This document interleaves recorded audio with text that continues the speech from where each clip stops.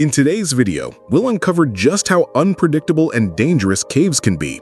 In the first story, a group of explorers was peacefully making their way out when the caves suddenly collapsed, sealing off their only exit. In the second story, a team of divers entered a cave and never came back. Their bodies were found later, but the mystery of what happened remains unsolved. Let's dive in, and as always, viewer discretion is advised. On March 29, 2003, the York Grotto cave explorers gathered at Walmer Cave in Pennsylvania for what was meant to be a routine trip. Mark Engel had organized the expedition, splitting the group into two teams to explore different areas. Kevin Dunleavy, a 41-year-old experienced spelunker, led the second team deeper into the limestone tunnels. They were well-equipped, helmets, backup lights, and years of experience between them. But in cave exploration, even the best-prepared teams can find themselves in life-threatening situations within seconds. At a junction deep in the cave, the team spotted a tight side passage leading to the shoemaker room. Dunleavy had never explored that section, but others described it as a short detour, just 10 or 20 minutes in and out. A quick look, then back. That assumption would prove disastrous. They made a critical decision. They left their packs at the junction. All their emergency gear, extra lights, and rescue equipment stayed behind.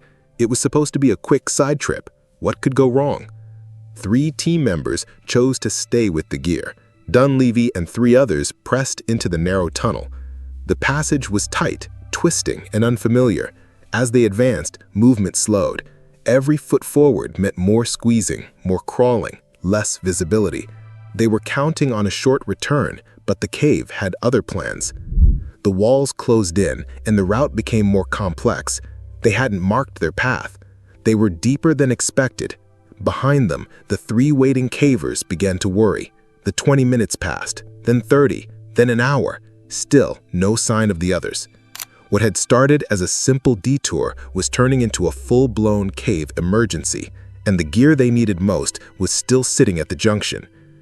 The passage quickly changed. The walls narrowed, forcing the group to crouch, then crawl. The floor grew uneven, the ceiling lower.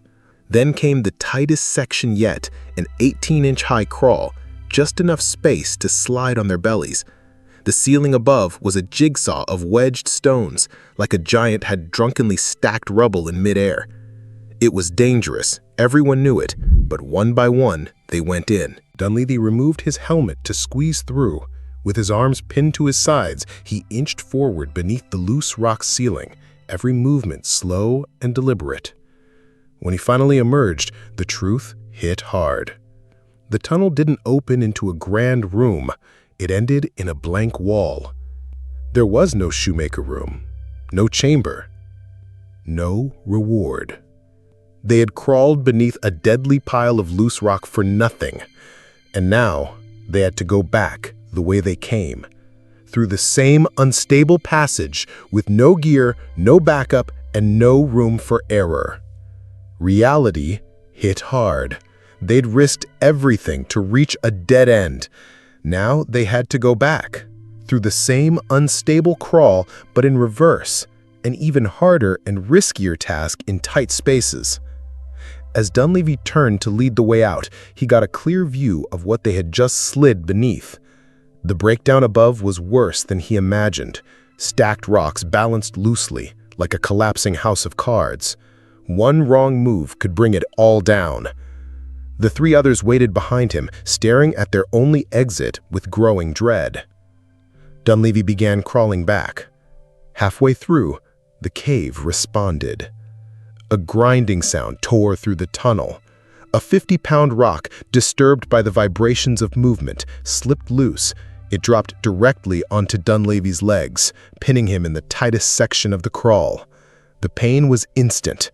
The rock was wedged so tightly that it felt permanent. Now flat on his back in an 18-inch high tunnel, Dunleavy couldn't sit up, roll over, or even shift. He was frozen in place, crushed, trapped, helpless. Behind him, panic set in. The 3 cavers were now sealed in, cut off by the one person who might have led them out, but he wasn't going anywhere. They shouted his name, but Dunleavy could barely answer. The rock had locked him in, and the tunnel's narrowness meant no one could reach him to help. In one brutal moment, the mission flipped from exploration to survival. They weren't just lost, they were entombed. And the clock was ticking. Dunleavy called back, telling the others to try moving the rock. They crawled forward, wedging into the tight space, reaching for the boulder pinning him down. But it was locked in place, jammed so tightly between other rocks it felt like part of the cave itself. No matter how hard they pushed or pulled, it wouldn't budge. They needed tools, something to break it apart or create leverage, a hammer to shatter it, webbing to lift it. But all their gear was back at the junction, left behind with the packs. The mistake hit them like a punch. They had everything they needed, just out of reach. The decision to leave their equipment suddenly seemed like the worst call they had ever made. Dunleavy managed to shout back toward the entrance, hoping the three cavers waiting could hear him. His voice reached them. They immediately knew something had gone wrong. Two of them ran to alert Mark Engel and the first group. They tore through the passages, trying to stay calm as panic set in. The third, Skye, Fisher, stayed behind, but with Dunleavy blocking the only way forward, there was nothing he could do except talk to them, keep their spirits from collapsing in the darkness. Inside the crawl, Dunleavy's pain was worsening. His leg was crushed, blood circulation was dropping, his muscles began to spasm from the pressure. Worse, the rocks above him weren't finished shifting. Every few minutes, a low groan echoed from the ceiling as the breakdown settled, threatening to collapse further. He couldn't scream, he just had to endure it. But he also knew the truth. If he stayed pinned, the three cavers behind him had no way out. He wasn't just trapped, he was the only thing standing between survival and disaster. After what felt like hours, but was just 30 minutes, one of the trapped team members had a breakthrough. He remembered a small personal pack he'd carried into the crawl. Unlike the main packs left at the junction, this one was within reach, and inside was a coil of rope. It was the first bit of hope since the rockfall. Fisher managed to reach through a gap in the breakdown and pull it out. The rope wasn't long, but it opened the door to a solution. They didn't need to lift the rock by hand anymore. They could use leverage. They began experimenting, threading the rope around the boulder from different angles. If they pulled straight, the rock didn't move. If they angled it right, they got a small shift. Every movement had to be slow, controlled, like performing surgery in a space barely big enough to breathe. One wrong move could cause more rock to fall. Too little force did nothing. Too much might kill them all. Dunleavy, still pinned, guided them through the plan. After several tries, he found a way to shift his body just enough to move the rock a fraction of an inch. That tiny movement created a gap, enough for the others to slide the rope into position. With the rope looped securely, the group worked together in silence, applying pressure from the safest angle they could find. The rock groaned, shifted. Dunleavy gritted his teeth as pain shot through his legs, but he didn't stop. Finally, the boulder lifted, just enough. He slid his legs free, crushed, aching, but no longer trapped. He was out. It wasn't rescued by strength. It was precision, teamwork, and the one piece of gear they didn't leave behind. The moment Dunleavy freed himself, he didn't hesitate. He scrambled out of the crawl space, expecting more rocks to collapse behind him. The others followed fast. No one wanted to spend another second under that unstable ceiling. They emerged shaken, breathless, and stunned. It felt like surviving a mine collapse. Relief washed over them. At that same moment, Mark Engel and the rest of the group arrived. They found the four men huddled near the junction, right beside the packs they had left behind. The emergency gear they had desperately needed was sitting in plain sight, untouched. After a brief rest and a medical check, the group made a surprising decision. They continued the cave tour. No one spoke much. The near miss had left its mark. Later, Dunleavy submitted an incident report. One line stood out. Cavers should never be separated from their packs, but this was only 10 to 20 minutes. We'll be right out. I've heard that many times before, and it bit 4 of us. That line still echoes in the caving community, a reminder that caves don't forgive shortcuts. One small risk, one skipped precaution can turn a simple detour into a deadly trap. In Warmer Cave, they were lucky. They made it out with cuts, bruises, and a hard-earned lesson. But not every caver gets that second chance. The cave doesn't care how experienced you are. It waits for the moment you let your guard down. On the weekend of April 12, 1980, 4 divers from Texas arrived at Vortex Springs in Holmes County, Florida. Ronnie Tyner, Johnny Swan, Merritt R. Stager, all 24, and Russell D. Hill, 23, had one goal: to explore the water-filled cave system hidden beneath the spring. Vortex Springs was a known destination for cave divers, beautiful, deep, and deadly. By 1980, it had already claimed 24 lives. Just 30 miles away, Morrison Springs had taken 28. These were not beginner-friendly waters. Cave diving was dangerous, one of the most unforgiving forms of underwater exploration, requiring precision, training, and strict safety. But danger didn't deter the curious. The caves drew people in, promising winding tunnels, massive chambers, and a silence unlike anything on land. Divers came from all over, eager to slip beneath the surface and enter a world few ever saw. Tyner, Swan, Stager, and Hill were no different. Young, confident, and hungry for the challenge. They came prepared. Their gear was checked, their dive plan discussed. They likely stood at the edge of the spring, watching others vanish beneath the water, only to return later wide-eyed with stories of towering rock formations and miles of submerged passageways. The 4 men enter the water, ready to see it for themselves. But in cave diving, even the best preparation doesn't guarantee a safe return. Beneath the surface, the cave system was a maze. Visibility could vanish in seconds. A wrong turn, a missed air check, or a silk cloud stirred by a fin could end everything. They weren't just diving into water, they were entering a place where time, light, and sound disappeared, and the only thing standing between life and death was discipline and a direct route home. The group had some diving experience, but lacked the specialized cave diving certification needed for this environment. Like many before them, they likely felt confident, believing their open water training would be enough. But beneath the surface waited a world that demanded precision, calm under pressure, and flawless execution, qualities even seasoned divers struggle to maintain in a cave. They suited up beside the spring, surrounded by the familiar sounds of preparation, regulators hissing, metal clips clinking. Then, they entered the water. Their descent was quiet, marked only by a stream of rising bubbles. They adjusted gear, equalized pressure, and pushed deeper. Fins stirred the sandy bottom, briefly clouding the water before the steady flow cleared it again. Ahead, the cave mouth yawned open, inviting and ominous. As they moved inside, the daylight behind them faded.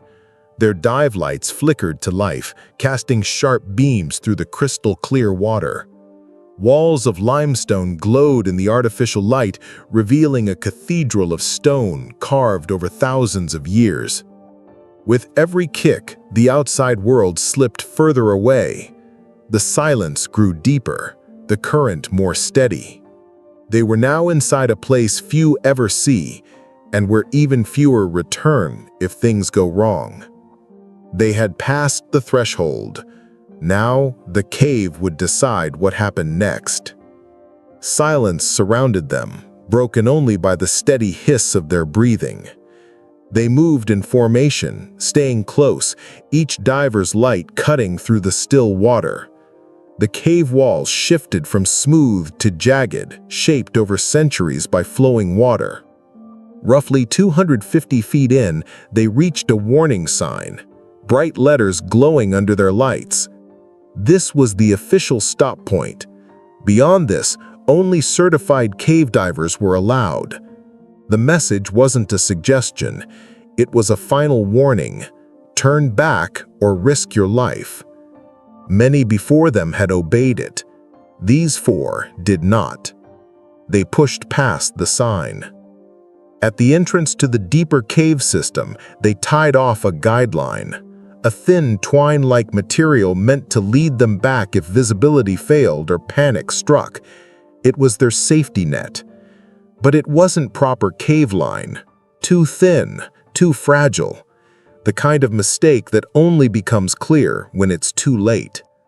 They continued into the darkness. Their lights danced across narrow tunnels and high ceilings.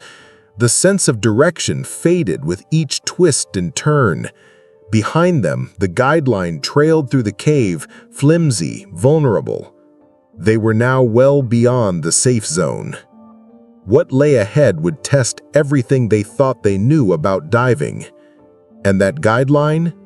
It wouldn't hold.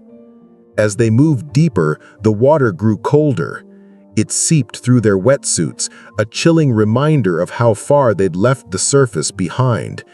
Their lights scanned the rock walls, catching flashes of small fish darting into crevices, the only signs of life in the still, silent cave. They pushed forward, maneuvering through tight passages. The air in their tanks slowly ticked down. Visibility remained steady, until it didn't. Maybe it was silt stirred by a misplaced fin or a subtle shift in current. Maybe it was panic creeping in as they realized how far they'd gone. Hundreds of feet now separated them from the entrance. Every move mattered. Every breath was a calculation. Then, something went wrong. No one knows exactly what happened, but none of them surfaced. Hours passed. Other divers at the spring noticed their absence and called for help. The sheriff organized a response, and a team of expert cave divers arrived to begin the search. Among them was Johnny Manuel, a veteran of rescue and recovery. He knew what this likely meant. Divers suited up and descended into the same cold void the four men had entered. Their goal? Find them, or what was left. Manuel had seen what caves could do, how quickly they punished the unprepared. This was no longer a rescue. It was a recovery. What rescuers found painted a grim scene. The four divers were discovered about 100 feet past the warning sign, tangled in their own guideline, limbs entwined in thin twine, motionless in a knot of chaos. Their knives, strapped to their legs for emergencies, remained untouched. "They were in about as big a mess as I've ever seen," said Johnny Manuel. "That line was all over them. I imagine one got tangled, panicked, and dragged the others into it."